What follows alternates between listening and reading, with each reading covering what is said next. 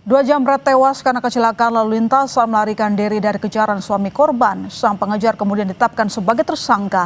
Penetapan tersangka itu menimbulkan polemik. Profesionalitas kepolisian dan kejaksaan dikritik. Lantas bagaimana sebaiknya penyelesaian kasus tersebut? Kita akan bahas bersama Pujiono Suwandi, Ketua Komisi Kejaksaan dan juga Ketua Perhimpunan Bantuan Hukum dan HAM Indonesia, Julius Ibrani. Selamat malam Mas Puji, selamat malam Mas Julius. Selamat malam Ilona, selamat malam Mas Puji. Ya, terima kasih telah bergabung di Sapa Indonesia Malam. Saya langsung ke Mas Puji dulu kalau begitu, Mas Puji. Ya. Jadi kira-kira apakah kejaksaan harus total menghentikan kasus ini atau mungkin masih butuh ada pertemuan lagi begitu?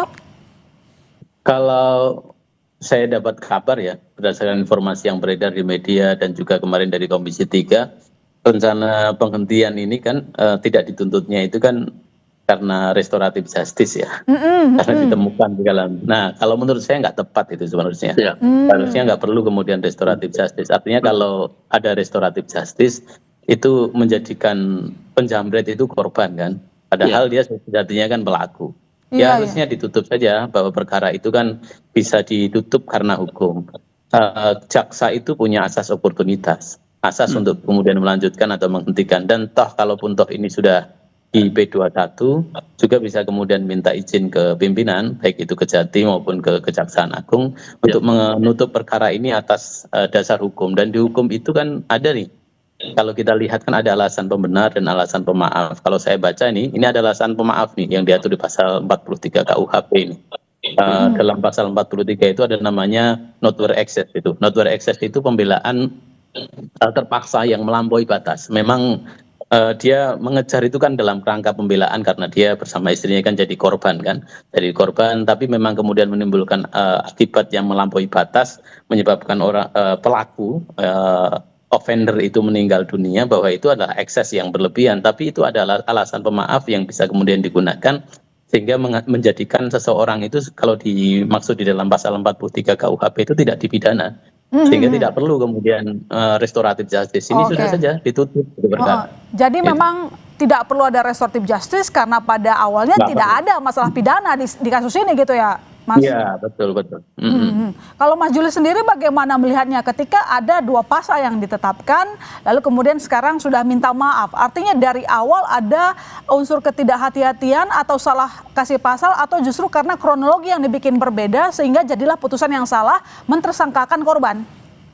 Ya, ini ada dua level Ilona. Pertama di level praktik gitu ya. Di level praktik itu seringkali penyelidik dari kepolisian lalu juga dari kejaksaan itu dia praktis melihat persoalan hukum itu hanya sebagai target objek pekerjaan yang harus diselesaikan dan harus segera disidangkan. Jadi kami tidak melihat ada penggalian fakta lebih dalam, ada perspektif sosial di tengah publik bahwa itu adalah masalah jambret, saksinya banyak dan segala macam, sehingga ketika dia masuk ke dalam berkas itu jadi seperti peristiwa teknis biasa. Ada penjambretan, jambretnya meninggal, SP3 selesai karena jambretnya meninggal. Lalu selanjutnya apa? Ada yang mengejar jambret, ketika dikejar jambretnya meninggal. Nah ini kecelakaan lalu lintas dan segala macam. Jadi kita nggak ngelihat satu peristiwa yang utuh. Nah, pemeriksaan yang bersifat praktis seperti ini tentu tidak akan membawa keadilan yang substantif, tentu tidak akan membawa pemahaman kepada publik kenapa tadi pengejar jambret itu justru dipidana dan segala macam, makanya terjadi gejolak sosial. Itu yang pertama. Yang kedua adalah kami juga melihat bahwa baik kepolisian dan kejaksaan tidak menggunakan kewenangan semestinya. Nah ini yang paling fatal karena ini kaitannya dengan etik dan profesionalisme gitu. Ketika ada satu peristiwa seperti ini, kepolisian penyidik itu diberi kewenangan yang begitu besar loh untuk mencari tahu peristiwa ya, bukan pasalnya, tapi peristiwanya. Kemudian peristiwa itu dilakukan analisis, apakah yang menentukan pasal di polisi atau tidak, di penyelidik atau tidak, ya tentu tidak. Yang menentukan nanti adalah si penuntut umum kalau itu maju ke dalam persidangan. Nah, kita nggak melihat bahwa yang digali peristiwanya, tapi pasalnya yang dicari. Itu pertama.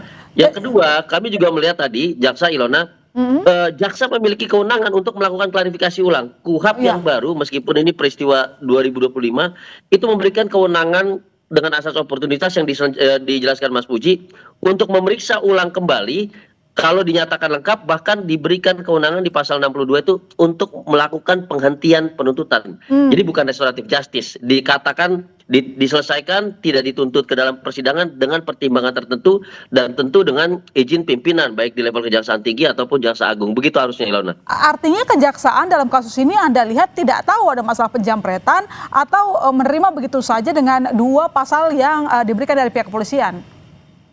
Nah, itu yang tadi saya katakan. Kewenangan jaksa untuk melakukan pemeriksaan ulang, untuk mengklarifikasi ulang, sepertinya ini tidak terlihat dimanfaatkan, gitu.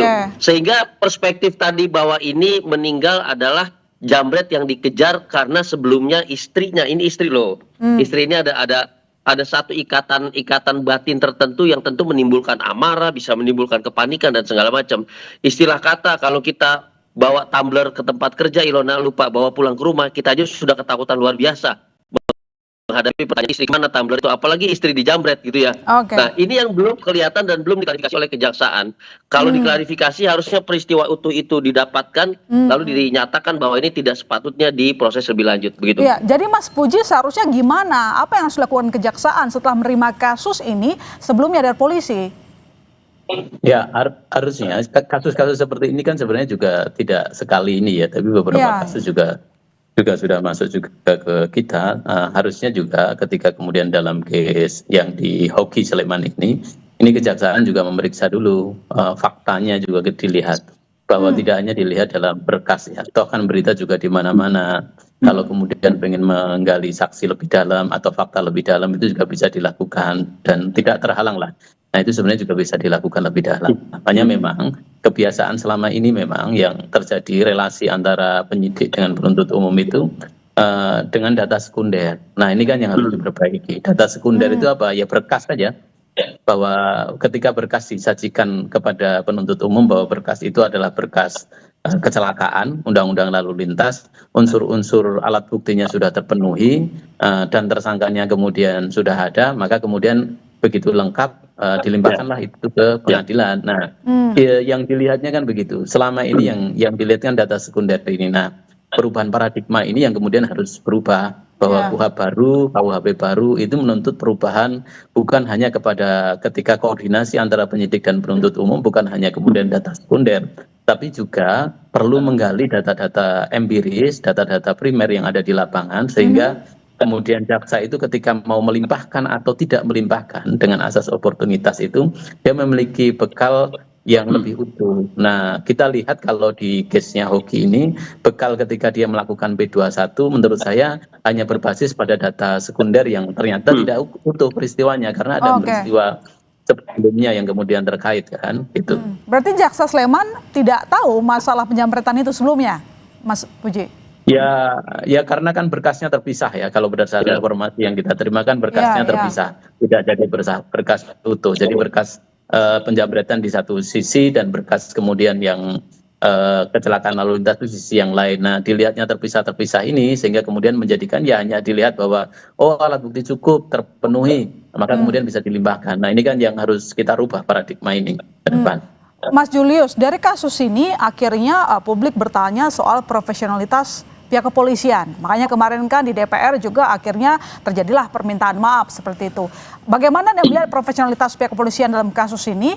Atau memang sebelumnya terlalu cepat ambil kesimpulan? Atau gimana menurut Anda? Ini bukan hanya soal profesionalitas, Ilona. Tadi saya katakan ada masalah kultur.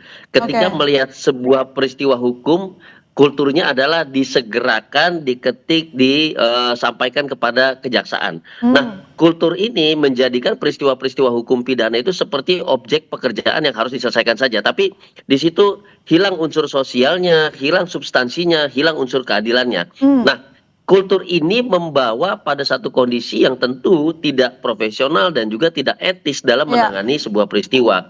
Dipecahnya berkas itu bahwa ada dua peristiwa yang berbeda itu sudah menunjukkan bahwa objek pemeriksaannya itu tidak menyeluruh, tidak utuh. Artinya ada yang hilang di situ, ada yang berbeda dengan apa yang terjadi di lapangan.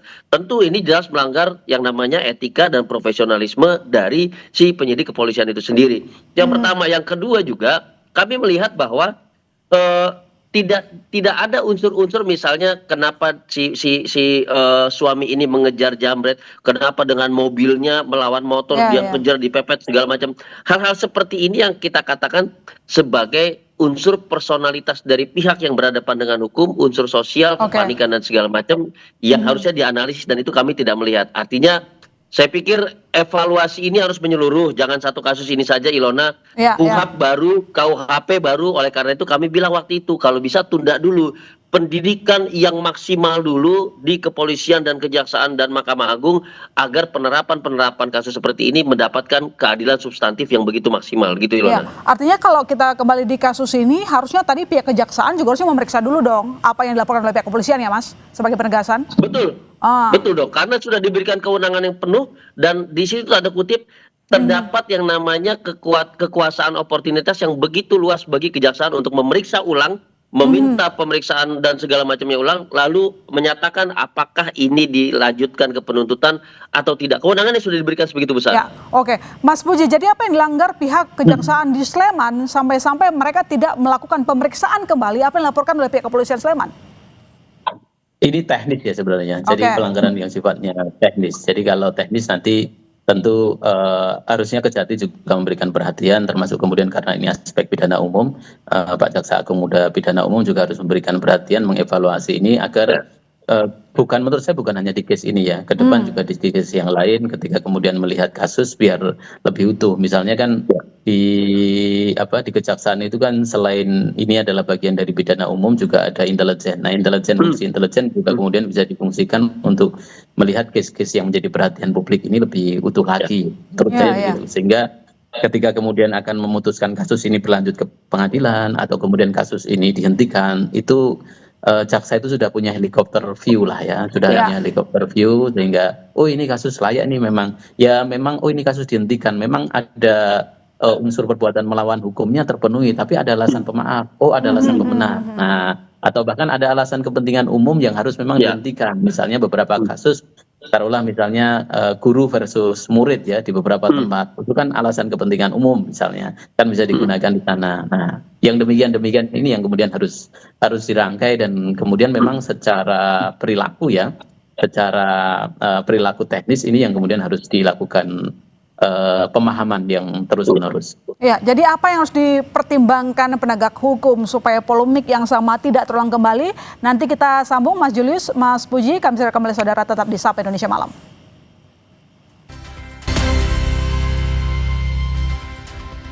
Ya, Mas Puji, Komisi 3 kan sudah meminta kasus ini dihentikan saja. Lantas bagaimana proses penghentiannya? Apakah memang masih perlu petunjuk dari atasan atau butuh adanya pertemuan atau justru adanya rehabilitasi pemulihan nama baik? Ya, problemnya kan ini sudah P21 ya. Nah, kalau P21 itu tentu kan yang kalau penerapan di pasal 62 ini kan itu di gugurnya penuntutan itu kan ada banyak ya. Jadi ada 8 item, tapi kan itu tidak masuk. Nah, ini harus masuknya adalah nanti di penghentian perkara, bukan sekedar gugur penuntutan dihentikan, tetapi perkara ini kemudian dikesampingkan. Kalau dalam bahasa kepentingan publik ya ini ada namanya sponsoring atau deponering. Tapi kalau dalam kepentingan ini adalah perkara ini ditutup atas dasar kepentingan hukum ya, bukan kepentingan umum, tapi kepentingan hukum. Kalau kepentingan umum kan memang tidak ada basis hukumnya, sedangkan kalau kita lihat di KUHP baru kita itu ada basis hukumnya bahwa ada alasan pemaaf yang bisa kemudian menjadikan pidana yang dilakukan oleh hoki itu tidak dipidana. Jadi tidak dipidana sehingga tidak perlu kemudian diproses ke pengadilan. Jadi tidak perlu kemudian RC, tidak perlu kemudian segala macam, udah dihentikan saja, ditutup bahwa atas nama hukum gitu. Ya, tapi pemulihan nama baik pasti perlu dilakukan atau tidak perlu ya? Ya, otomatis dengan begitu kan yang bersangkutan dipulihkan nama, karena kan proses pidananya kan tidak berlanjut. Ketika ditutup perkaranya maka status dia sebagai tersangka otomatis juga kemudian menjadi gugur. Oke, kalau Mas Julius dari pihak kepolisian seperti apa? Ini kan ternyata kan diakui bahwa mereka itu salah ya. Kita lihat kemarin itu Kapolri Sleman, Kombes Polisi Edi Setianto Erni Wibowo juga sudah minta maaf. Nah, sama seperti pertanyaan saya sebelumnya, apakah perlu ada seperti sanksi kepada pihak kejaksaan? Bagaimana dengan pihak kepolisian? Ya, tentu ini kaitannya dengan profesionalitas. Ini kaitannya juga etika dalam pemeriksaan tindak pidana ya. Jadi ini harus dilakukan evaluasi. Kalau ini masalah perspektif berarti ini harus dievaluasi dari segi perspektif. Kalau kesalahan ini ternyata disengaja, tentu ini profesionalisme yang perlu diperiksa. Dan Oke. kalau kami lihat ya dari pemberkasan yang begitu sederhana, tidak menggambarkan hal-hal yang beredar di publik, bahkan masyarakat setempat juga tahu. Saya pikir ini harus diperiksa sampai di level pimpinan Kapolres tersebut. Jadi Pak Kapolda itu harus memanggil, mengevaluasi, memeriksa kenapa bisa ada perkara-perkara ini yang diperiksa secara terpisah dan tidak sesuai dengan fakta di lapangan untuk kemudian diberikan sanksi tegas. Karena yang dipertaruhkan ini Ilona bukan kasus. Jadi permintaan maaf itu nuansanya personal. Tapi yang dipertaruhkan adalah nama baik institusional, kepercayaan publik terhadap institusional kepolisian. Fatal akibatnya dan ini bisa menimbulkan yang namanya civil disobedience. Nanti orang-orang nggak percaya dengan penanganan kasus. Nanti orang-orang akhirnya nggak mau berkontribusi, berpartisipasi terhadap penanganan kasus-kasus kejahatan. Padahal Ah. dari tahun 2004-2005, kepolisian itu bahkan menerapkan yang namanya community policing. Bagaimana masyarakat bisa berkontribusi dan berpartisipasi untuk menjaga keamanan ketertiban termasuk apabila ada dugaan tindak pidana di sekitar dia. Begitu Ilona. Ada potensi sengaja membuat keputusan yang salah atau enggak sih, Mas, dalam kasus ini? Dalam berita yang beredar itu ada potensi ada pengaruh dari lawyer si penjamret dan segala macam. Nah, ini yang harus diungkapkan. Karena kalau nanti ada kepentingan di luar daripada hukum, ada kesalahan-kesalahan, kelalaian-kelalaian yang sifatnya untuk kepentingan personal itu lebih fatal lagi. Itu bisa mengarah pada dugaan tindak pidana terhadap rekayasa kasus, bukan hanya penanganan yang tidak etik dan tidak profesional. Begitu Ilona. Untuk kasus salah penetapan tersangka kan nggak sekali dua kali ya, Mas Julius. Ini Ya. sudah berkali-kali, mulai dari akibat lemahnya pembuktian. Ini menjadi salah satu reasonnya. Apa sih yang membuat kita itu seperti kembali melakukan kesalahan yang sama? Jadinya orang lain yang baik orang lain tuh jadi korban gitu, Mas Julius. Ini problem kultur ya, Ilona. Kalau pertanyaannya sederhana tapi problem kultur. Satu, dalam perspektif penanganan tindak pidana oleh kepolisian, di mana tempat kepolisian adalah berada di tengah-tengah masyarakat karena dia institusi sipil, maka dia nggak boleh pakai perspektif tunggal. Dia harus ada perspektif sosialnya, perspektif keamanan masyarakatnya, ketertibannya, kepentingan umumnya dan segala macam. Nah, ini yang tidak pernah kita lihat. Makanya tadi saya katakan ini hanya jatuh pada pemeriksaan teknis biasa. Yang penting unsur pasalnya terpenuhi, berkasnya lengkap menurut jaksa, dilimpahkan. Ini yang menjadi kultur yang buruk di kepolisian. Makanya kemarin kami katakan kepada Komisi Reformasi Kepolisian, kepada Komisi 3, bahwa ini perlu didukung. Lewat apa? Lewat standarisasi kapasitas dan kompetensi dari anggota Polri yang menangani tindak pidana. Berarti kewenangan penegakan hukum. Itu satu. Yang kedua, bahwa pendidikannya itu harus berjenjang dan rutin. Tidak boleh pendidikannya hanya 1 tahun. Baru pendidikan lagi nanti kalau mau naik pangkat 5 tahun kemudian. Oh, nggak bisa. Dinamika hukum, dinamika sosial itu selalu saling mempengaruhi. Sekarang ditambah dinamika ekonomi. Jadi penanganan oleh kepolisian itu tidak bisa dengan perspektif tunggal saja. Akibatnya apa? Salah kaprah, salah tersangka. Kan begitu. Ya, Mas Puji, lantas apa yang mungkin bisa lakukan di pihak kejaksaan begitu supaya kasus-kasus penetapan tersangka yang salah ini jangan lagi terjadi lah begitu? Ya, menurut saya ini dua hal ya. Pertama begini, jadi yang harus diperhatikan politik hukum KUHP dan KUHP baru kita itu kan berbeda dengan yang lama. Jadi perbedaan ini kan kalau kita ngomong politik hukum itu kan selain pembentukan dan pembaruan ada juga di situ penerapan. Nah, penerapan itu butuh bukan sekedar pemahaman tetapi juga perilaku profesionalisme. Nah, kalau kita lihat dari sini ini kan yang kemudian berubah. Orang bicara kemudian kan masih pada soal kewenangan center ya. Jadi apa yang kemudian dimiliki oleh aparat penegak hukum, padahal dunianya sudah berbeda, zamannya sudah berbeda. Di balik kewenangan yang dimiliki, yang bertambah mungkin ada yang juga berkurang, harus juga dibaca hak-hak dari orang yang berhadapan dengan hukum. Misalnya ketika kemudian kita lihat gugurnya penuntutan itu seperti apa. terus kemudian dilihat ketika ada alasan pembenar dan pemaaf kemudian dilakukan, itu harus dibaca dulu sebelum kemudian seseorang itu misalnya berkas itu dilimpahkan, jadi dibaca kemudian hak-hak dari para tersangka yang diajukan ke kejaksaan, sehingga kejaksaan tidak kemudian hanya bicara soal target berkas itu segera melimpah ke pengadilan, tetapi juga faktor-faktor kewenangan versus haknya tersangka itu muncul. Due process of law-nya sekarang harus jalan, itu yang pertama.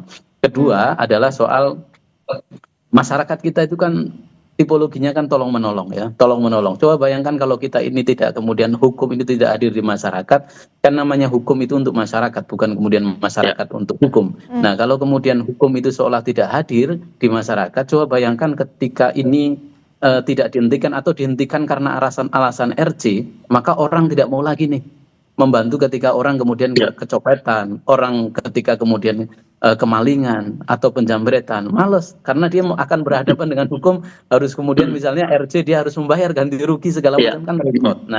Nah, hadirnya kemudian hukum di sini harus kemudian diimplementasikan oleh APH, baik itu kepolisian juga termasuk kejaksaan di sini. Dan yang ketiga tentu ini menjadi pelajaran yang berharga ya, khususnya bagi pimpinan di level Kajari untuk melihat secara helikopter, terlebih kemudian juga Kajati dan ke atasnya untuk melakukan evaluasi lah yang baik agar kemudian implementasi dalam case-case seperti ini tidak kemudian terjadi dan berulang.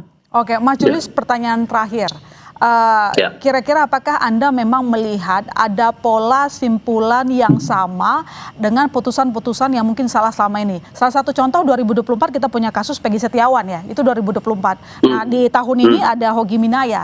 Artinya apakah Anda memang melihat ada kesamaan dalam kasus ini ketika pihak kepolisian atau mungkin kejaksaan menetapkan seseorang menjadi tersangka lalu kemudian itu ternyata salah? Ya tentu, karena kalau ini sudah bicara kultur, maka siapapun yang ada di situ akan mengikuti kulturnya. Saya tambahin lagi kasus ZA, pelajar berumur 17 tahun yang membunuh begal. Ketika itu dia terpaksa membunuh begal yang mencuri handphonenya dan ingin memperkosa pacarnya. Itu tahun sebelum-sebelumnya. Lalu kasus Amak Sinta di Lombok 2022 ditetapkan tersangka hingga kemudian ramai ya. Ini juga sama, menewaskan 2 begal pada saat dia melakukan perawanan. Ini polanya sama. Kenapa? Satu, kultur itu penting. Bahwa kultur itu harus diubah.